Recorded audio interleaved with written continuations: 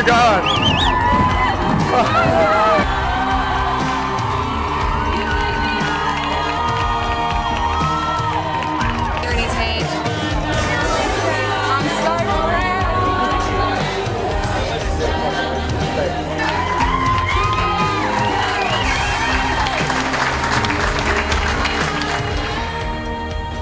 Hi, Connie. Hi, how you doing? We should firstly say hi to everybody who's here joining us in the room today. Hi, everybody. Welcome. It's been a pretty big day.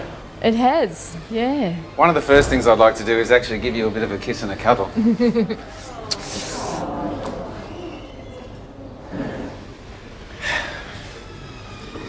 You're quite the inspiration. You realise that? The word's been flung around a little bit in the last 12 months. Right, so you're flipping with it now, it's meaningless. No, it's not that. It's just that... No, I'm teasing. No, it feels funny when people say that, because then it feels like I have to be good at something. Right, well, I'm here to tell you don't. It's interesting though, isn't it? You know, the things that life sort of deals us and the ways in which we handle them and how we get through them, which... Yeah. And people often say, how did you handle such and such? And I don't think most people know, ultimately, they just get through it, right? Yeah. You've been dealing with cancer for a lot of your life, haven't you? Yeah. What was the first experience for you with cancer? I was 11. I had a sore leg and it was only sore for a few days, but it was deadly sore. And Dad took me to the doctor and I was diagnosed that night with cancer, bone tumour. And within a couple of weeks I was in surgery and on chemo. I was on treatment for about 18 months with my first cancer. It was a rare and aggressive bone tumour and in my leg. They removed the whole bone from that leg.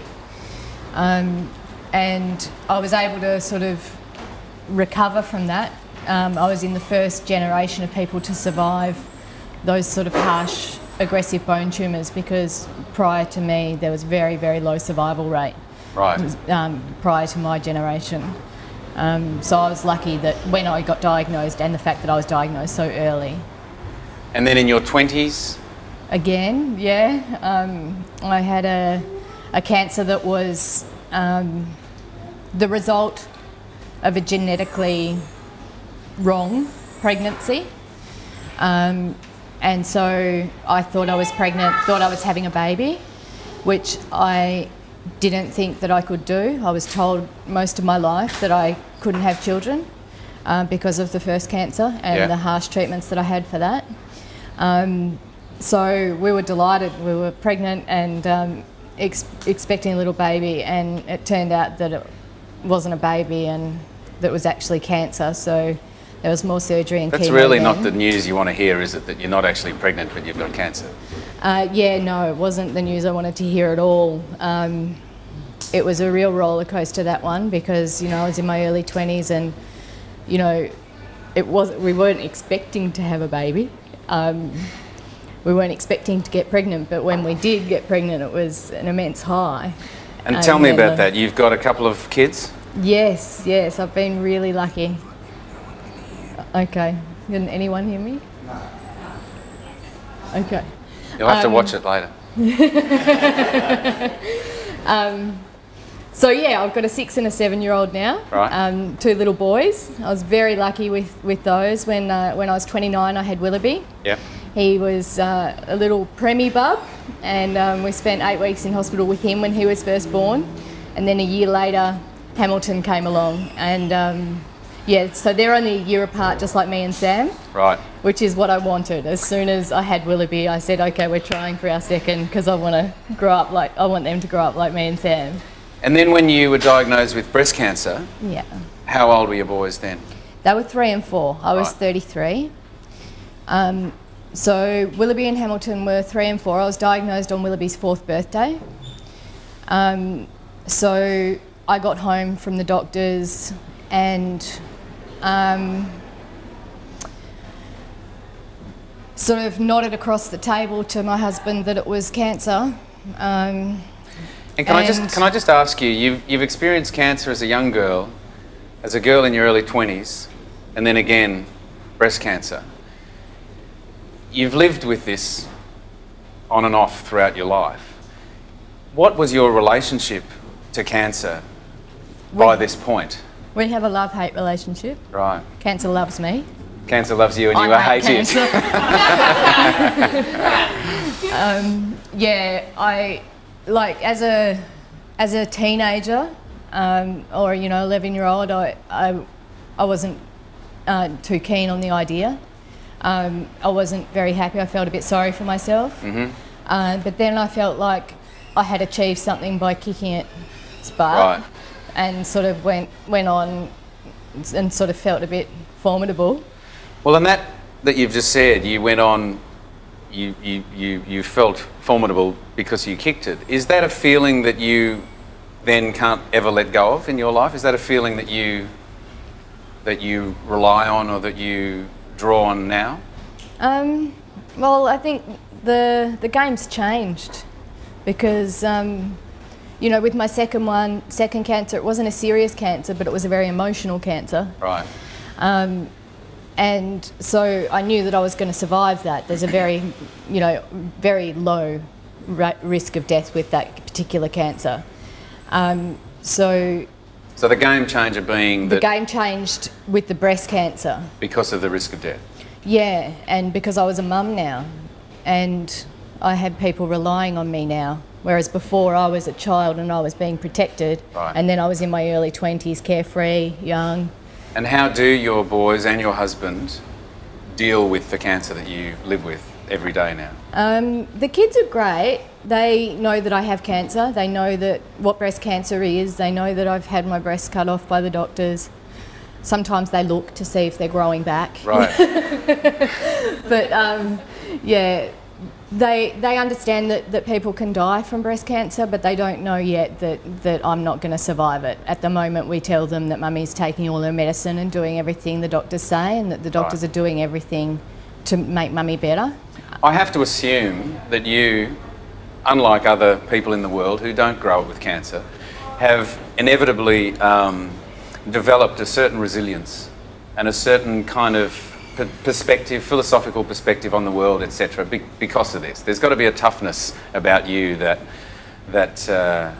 has emerged from this medical history of yours. I mean, maybe you don't know any different, so... Yeah, people used to tell me that I was strong after my childhood cancer, but I didn't feel it then, and I didn't feel it after my second cancer. But now I do, because I'm actively trying to pull the most that I can out of life. Right. And I'm putting in a conscious effort to make the most of every day.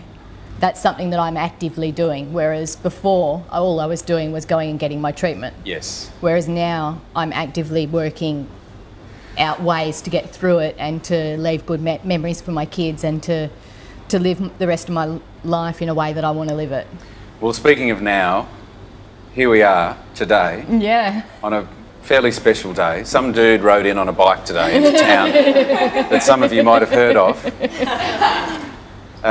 Clearly, you're the better half of this brother-sister relationship.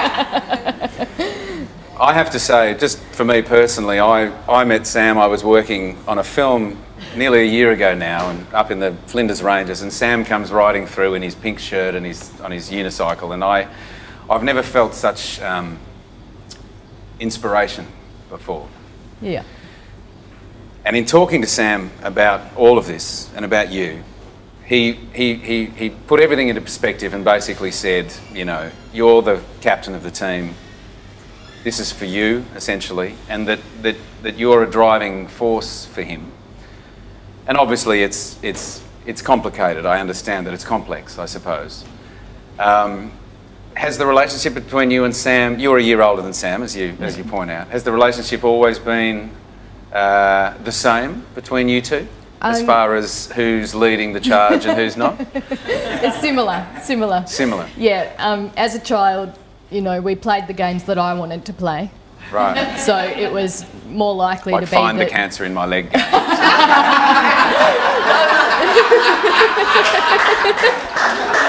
It was more likely to be, you know, I feel like playing schools and I want to be the teacher, so you have to be the student. And he'd say, well, let's play cops and robbers, and I'd say no. End of story. Yeah, so he was very compliant. Because my understanding, compliant is a very appropriate word. My understanding is, and we all know why we're here, but we'll get to this.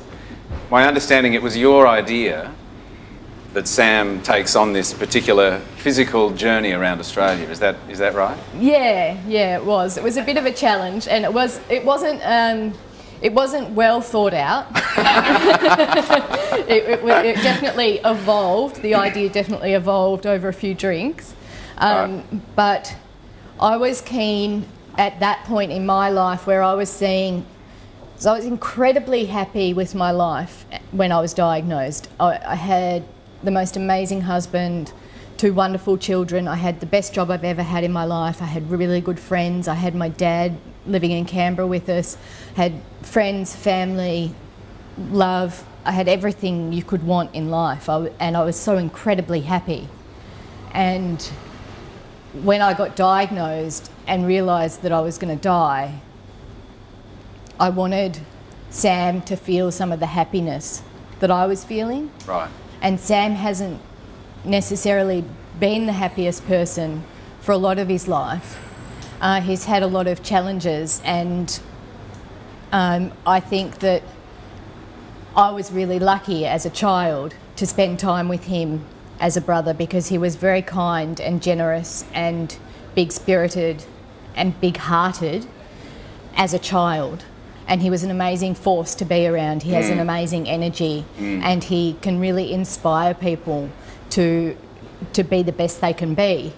And is that what prompted you then, knowing that he has that ability to inspire, is that what prompted you in this drunken evening where you were playing, well, I know in the old days it was Find the Cancer in My Leg, but now we're talking about something far more serious, obviously.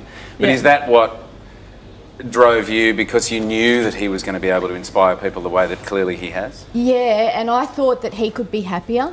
I thought that I would love for him to find the happiness that I had in my life.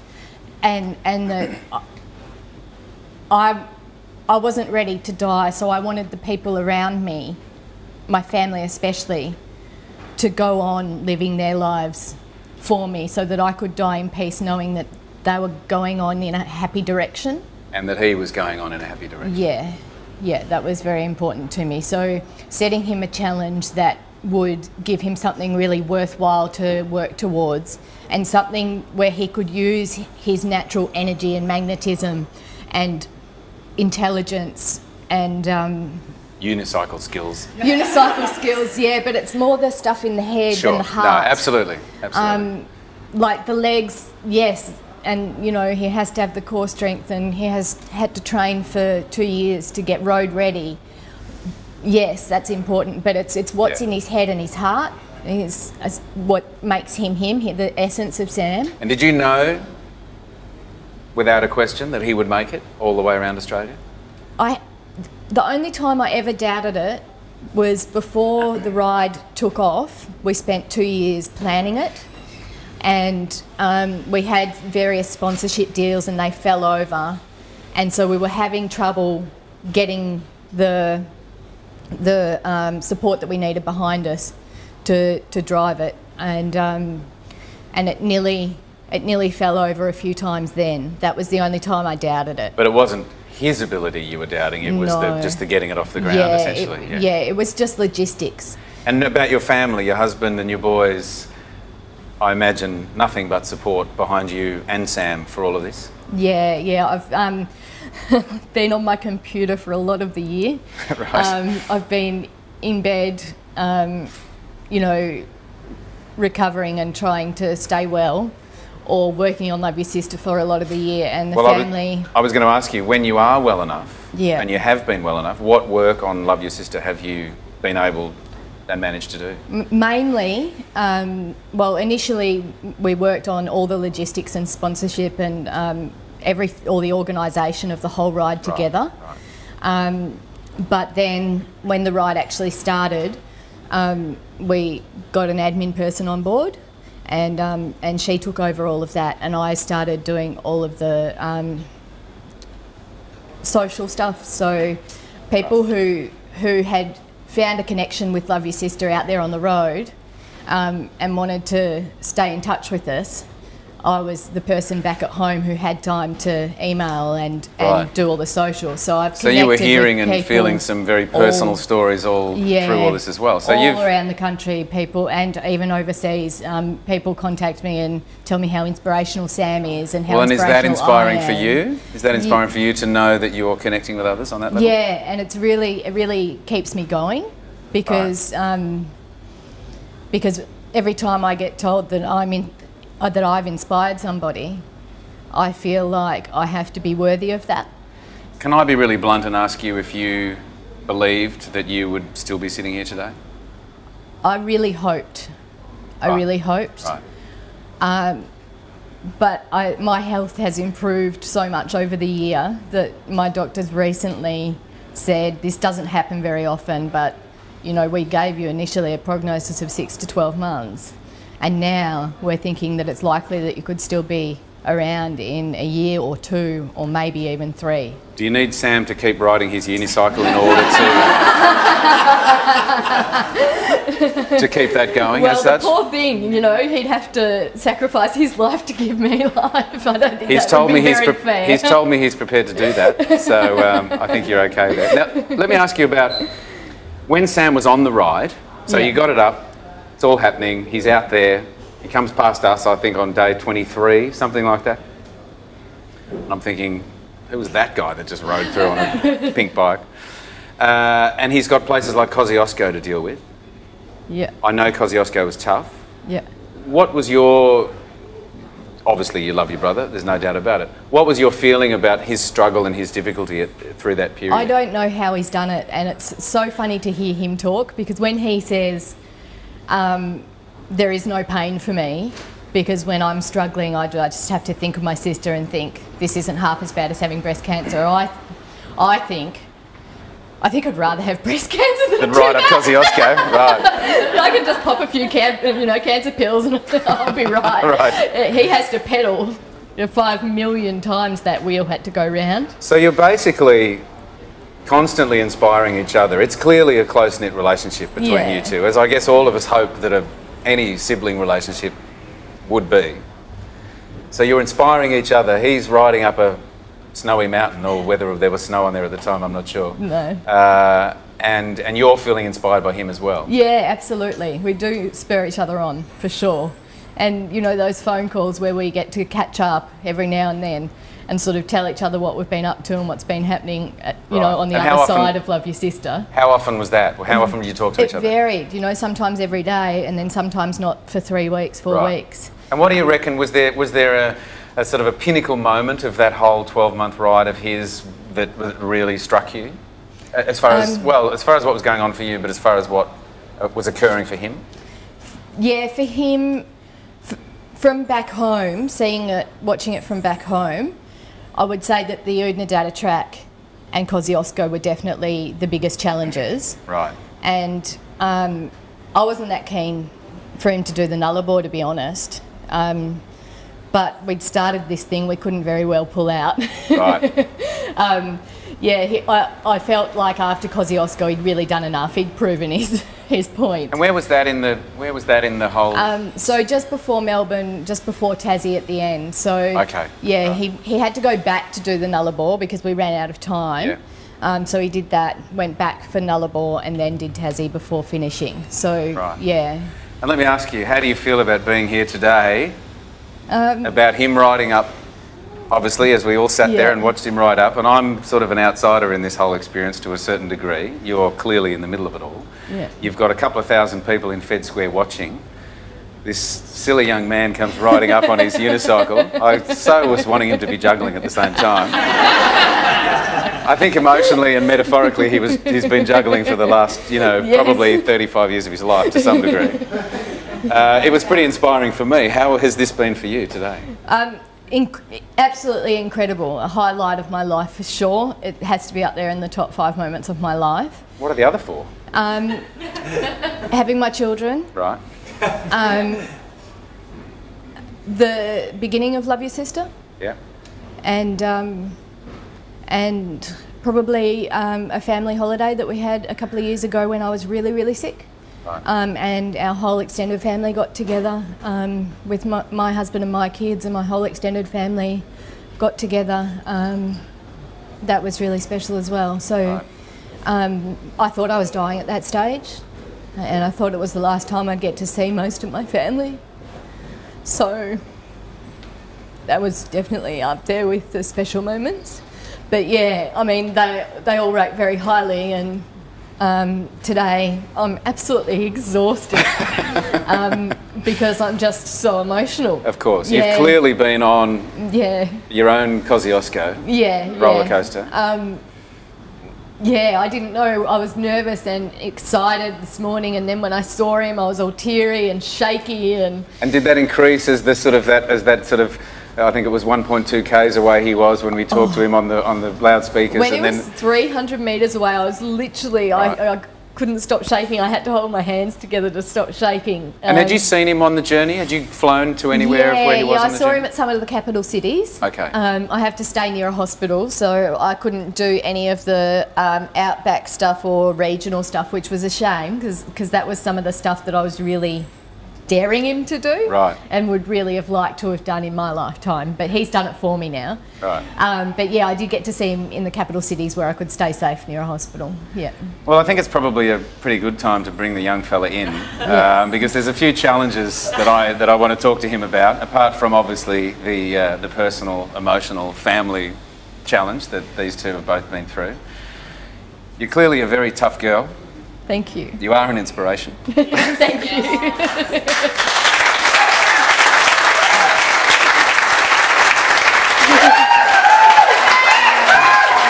Give you another cushion.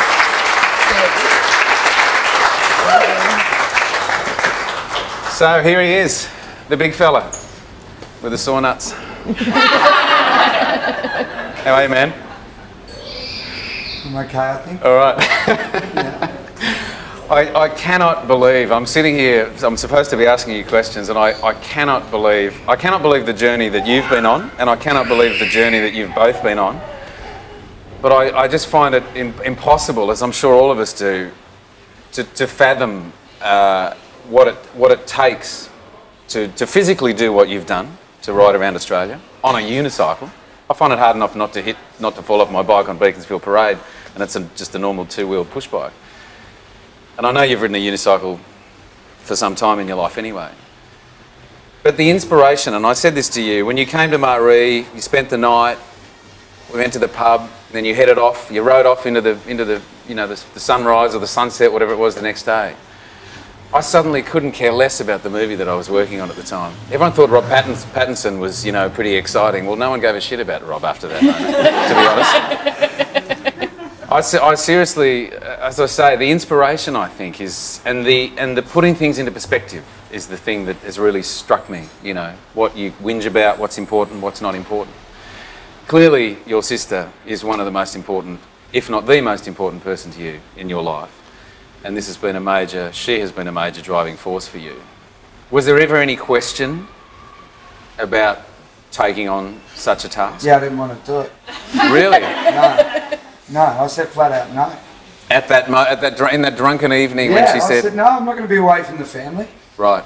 Was there underlying fear about not being able to do it, or really was you just didn't want to take yourself away? Yeah, I didn't want to go. I didn't want to go to either place. I didn't want to be there and have to support my family through this, and I didn't want to be away either. The whole thing was just unpalatable. Right, and we'll get to this, but you've gone through a major journey and change and growth on this, particularly this last 12 months. Was part of your resistance to do with the person that you were at that time? Totally, man. Because I knew that if I was to either stay there and be an anchor for my family, I'd have to pick my game up. And I knew that if I was to go off and do this challenge that my sister had set me, I'd have to pick my game up. Neither of which you were able to see at that point. I was quite happy wallowing. Yeah. sucking my thumb in a corner and nursing my hangovers and feeling sorry for myself. I mean, there was a lot of... Well, if I can just interrupt for a sec. I understand, and you're like me. I don't like to wallow. I don't like to, you know, to feel sorry for myself. But we all know you've had a pretty tough time in your life. Oh, we've all lived. Absolutely, we've all lived. But you've come out of it. You have a sort of a life energy about you, I think, that gets you through that stuff. That's clearly what's enabled you to do what it is that you've arrived home today from doing. Yeah. What was it a year ago or 2 years ago when you first talked about it that made you go, even though I don't want to do it, I'm going to do it? You don't say no to your sister's dying wish. Yeah, okay. Oops. And even though I've accused, like, it comes down to this one moment for me, not so much kind of in the preparation of the event or the setting up of it, but when I went out and sold the thing and knocked on the doors and pitched it to companies and tried to get enough sponsorship to pay for the thing, because I needed to raise about $288,000 to make it happen. Just to get on the road? To pay for the event, separate to the sponsorship. That's what it was originally budgeted at. And I'd already spent everything I owned. I sold everything I owned, and I spent all the money I had. And I exhausted absolutely every contact, and I didn't want to go to family. There was one other option, and that was to go to was and that was the last resort for me. It wasn't even a last resort for me. For me, that was just no way, because that's family. I don't want to pollute it. And so it came to the point where, despite having, say, Justine Bloom at the Village Agency putting in $150,000 worth of contra, despite lining up maybe $100,000, $200,000, $300,000, $400,000 worth of in-kind support elsewhere, I still didn't have the cash, because I was trying to sell this event post-GFC when they just sold the international naming rights to the Grand Prix in Melbourne to Qantas for $100,000. Right. And here I am with a local event trying to raise 200. I had no chance, mate. In the landscape that I was selling this in, it wasn't working. It wasn't happening. I couldn't find the cash, and at the end of the day, I needed cash to do it. And where did you find the cash? I went to family. I had no choice. Connie was in the shower, or the bath. She was coming out of the shower, and I'd geared myself up, having gone up to Canberra to tell her that I'd done everything that I could, but that it wasn't going to happen. And the idea of telling my sister that despite all of the favours and despite all of my best efforts, that it couldn't happen, was very hard for me to broach that. And how long had that sort of those best efforts taken? 18 months. Over a year of solid work and just getting nowhere. Well, getting somewhere, but not far enough. And how were you feeling, Connie, through this 18 months? Were you not relying? Were you did you have your hopes up? Was it a mix of everything? I was really, really sick at that point, and my prospects weren't good, and I did feel like I was dying, and I was dying soon. Right. And I did rely on it as something to give me hope. It basically got to the point where I felt that I couldn't execute it. Yeah. And I went up to Canberra and I said to Connie, I said, I'm sorry, I've used up all my favours. I've explored every option. I have contacted everybody I know. I'm out of favours, I'm out of phone numbers, I've cold called. I said, I'm sorry, but I don't think it's going to happen. And what did Connie say? Connie,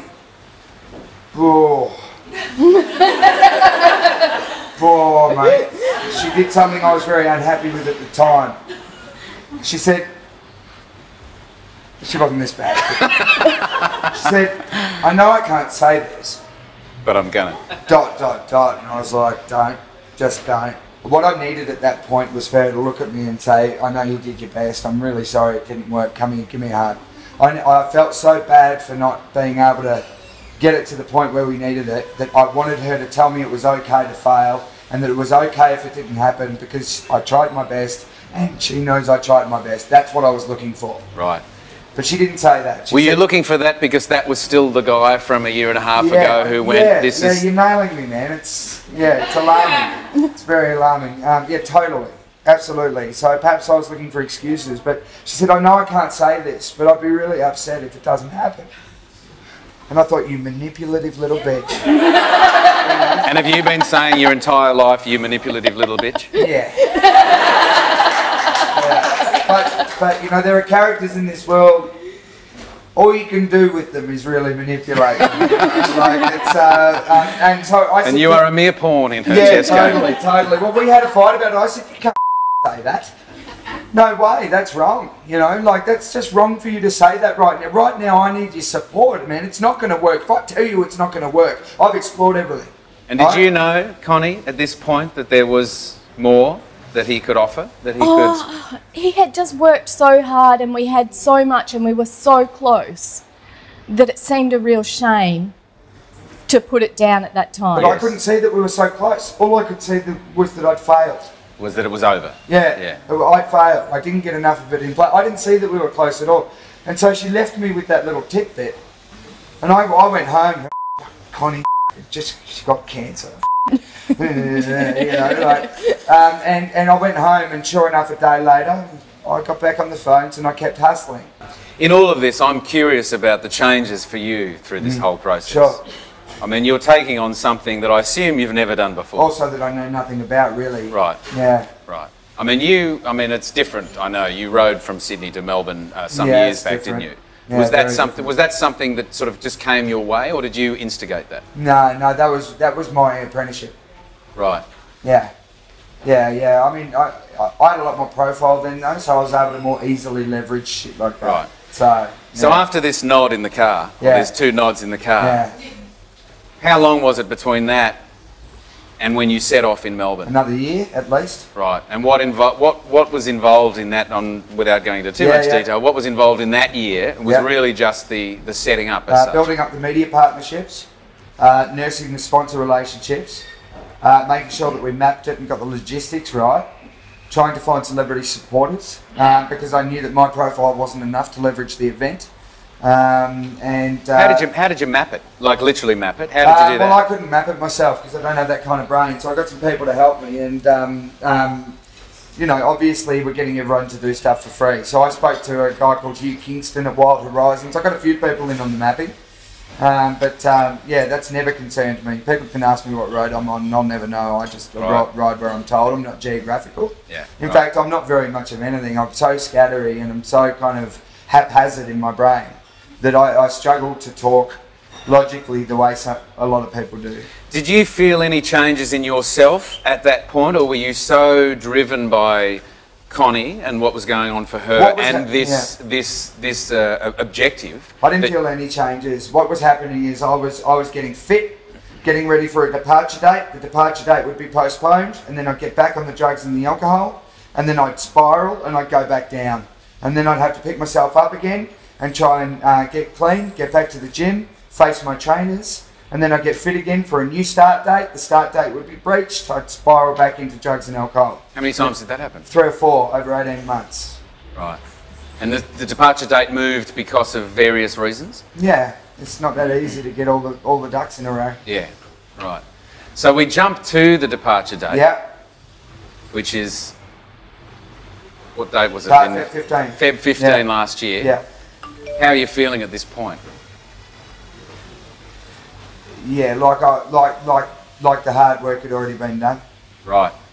Yeah, I mean... That nervousness of the 2 nods in the car and that feeling like you were shitting yourself, was that the same nervousness when you rode down that ramp at Fed Square on the Fed? Oh, the only nervousness riding down the ramp at Fed Square was that I'd do a face plant in front of the media. No, I wasn't nervous about getting the job done. Yeah. I knew I could get the job done from the start. You know, at the end of the day, you know, I don't make many promises at all for the specific reason that they're very hard to keep. Yeah. So once I have a task in front of me, I'm single-minded, I'm bloody-minded, I'm determined, and I'm stubborn. And I got that from Connie, and I'm half as stubborn as she. How did you feel, Connie, as he rode off on that first day? I cried. And I thought, what have I done? I've just sent I was drunk. Why did I suggest that? I didn't mean Australia. I meant... Yeah, I thought I've sent him off. I've sent him off for a year, and I'm not going to see him, and I'm going to die before he comes back, and I shouldn't have done that.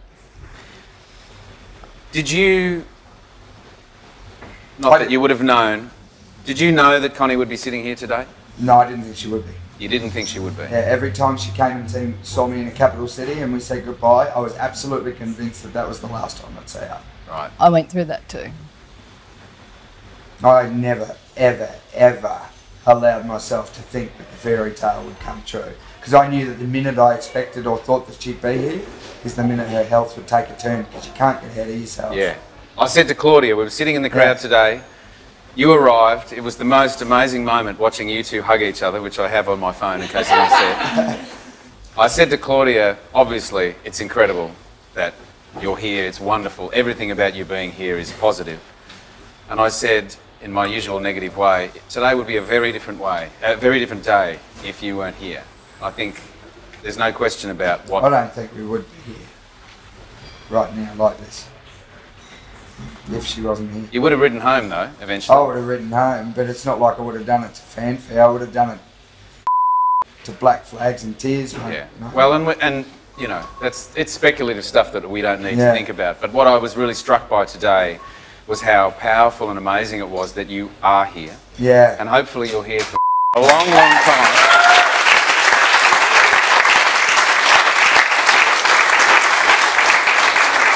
And I personally, as well as, you know, the rest of us, and hopefully everyone around Australia when they watch this, and the news, etc., see the two of you, and I thought, I just don't want them to stop hugging. I want this hug to go on forever and ever and ever. And clearly you've got the media stuff to do, you've got your stuff to do, and all that sort of stuff. But it was remarkable, wasn't it? Yeah. We know Kosciuszko was tough for you. Yeah, Kosciuszko sucked. And what was it about that? Just literally the steepness of it. I had not trained in altitude. I felt sick. I couldn't pedal more than 10 metres without stopping. So I'd pedal 10 metres, I'd get off, and it'd take me another 3 or 4 minutes just to get half of my breath back. And then I'd pedal another 10 metres. It took me hours and hours and hours. I left that morning. I got there at dusk. It was a 55-kilometre climb. And it was one of the nastiest things I've ever had to go through. It was probably the closest thing to Connie's breast cancer that I'll ever feel. I'm just curious about the amount of time it took you to ride a kilometre on a straight flat road at the end of the ride. How long would it take you to ride a K? For example, at the start of the ride, I'd do 100K in about 10 to 11 and a half hours. At the end of the ride, I could do 100K in about 7.5 hours. So you did the ride in 2004, was it?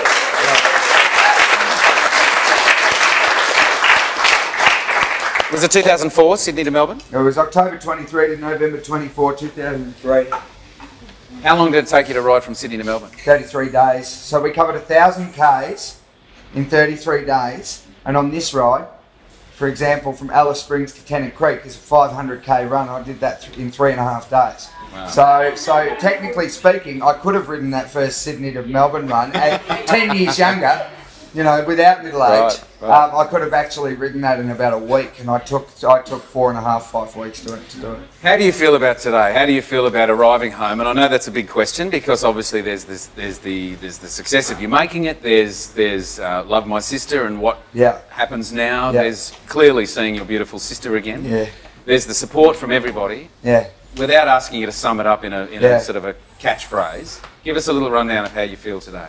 I'm relieved. I promised my sister, I promised the Garvin Research Foundation, and I promised my family's company. So I made so many shitloads of promises that I didn't realise the pressure I'd put myself under. I promised that I'd break the world record. I promised that I'd help raise $1 million. I promised my family that their money wasn't wasted, and I'd made all these promises. And I'm so sparing with my promises that I really fell out of my depth. So as I've gradually just been able to deliver on those promises, I've just started relaxing on myself. So really it started about 3 days ago. I started to looking at it in a positive light as opposed to being so focused and having to make it happen. And I feel relieved. And I feel tremendously sad. I'm grieving I'm grieving for it being over. I'm grieving for my sister now, because I can now.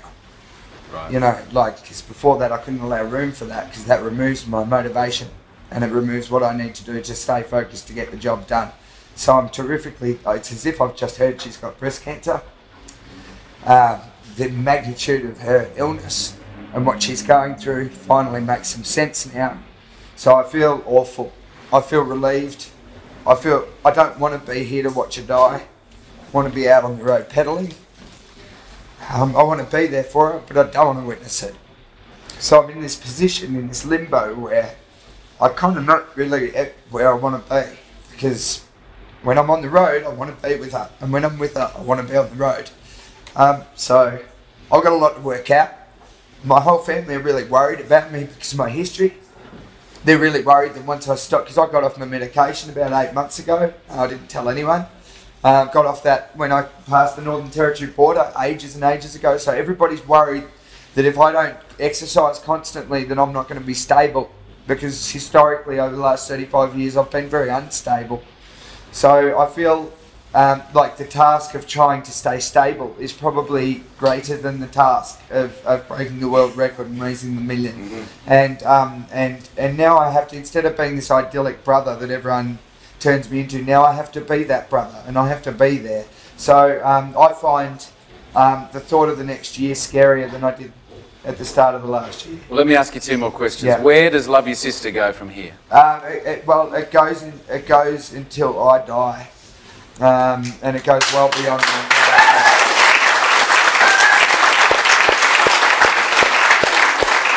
I told the charity I'm going to raise them 10 million, and we're at 1.5, so I've got a load of work to do. Right. Not alone. And my last question to you is, where do you go from here? I know you might need a little bit of a lie down for the next day or so. Look, I've got to deliver the TV special. I've got to write the book. I've got to corporatise Love Your Sister. I've got to act on all of the revenue streams that I've invented in my head while I've been on the unicycle. That's just Love Your Sister. I've got to build up my production company. I've got to keep working for a living as well, and I've got to make sure that I'm there for my family as the patriarch. They're my primary responsibilities. One more question: do you feel like you've changed? Yeah. I feel like I'm healthy.